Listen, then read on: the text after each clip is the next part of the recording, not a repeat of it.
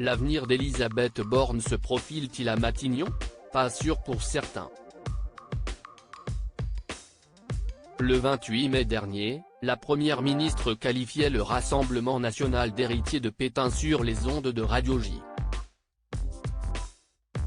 Résultat, la femme politique de 63 ans, qui pointait du doigt l'idéologie dangereuse du parti politique, aurait été recadrée par Emmanuel Macron lors du dernier Conseil des ministres, comme le révélait un membre du gouvernement aux Parisiens, ce mardi 30 mai.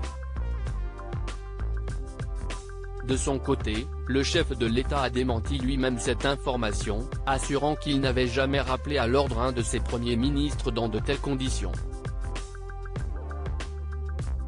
Je ne le fais jamais autour de la table du Conseil des ministres ou par médias interposés, a-t-il insisté lors d'une prise de parole devant la presse, à Bratislava, ce mercredi 31 mai. Malgré tout, les rumeurs de tension entre le chef de l'État et Elisabeth Borne ont repris de plus belle. À tel point que plusieurs élus du Rassemblement national se sont montrés pessimistes quant à l'avenir de l'ancienne ministre du Travail à Matignon. Elle a été désavouée comme rarement un Premier ministre a été désavoué. Elle est restée au PS des années 1990. C'est sûrement son dernier dérapage, à mon avis, a ainsi assuré Laure Lavalette, à nos confrères de Libération, ce vendredi 2 juin.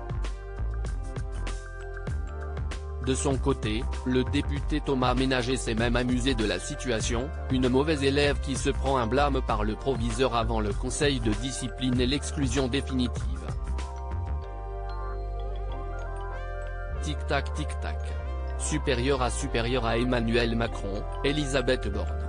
Ces looks marquants chez les politiques en 2022. Elisabeth Borne première ministre jusqu'aux Jeux Olympiques. Depuis maintenant plusieurs mois, les pronostics sur l'espérance de vie d'Elisabeth Borne à Matignon vont bon train. Au départ, de nombreux observateurs pensaient qu'elle n'atteindrait pas les 10 mois et 18 jours d'Édith Cresson, seule autre femme à avoir été première ministre.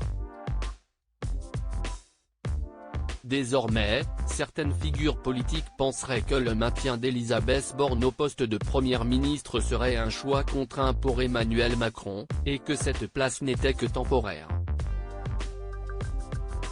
Un ministre interrogé par nos confrères du Point, ce jeudi 1er juin, a même donné son avis sur la question.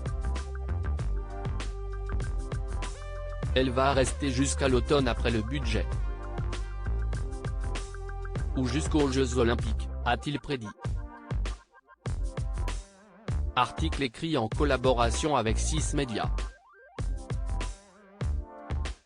Crédit photo, Stéphane Le Mouton.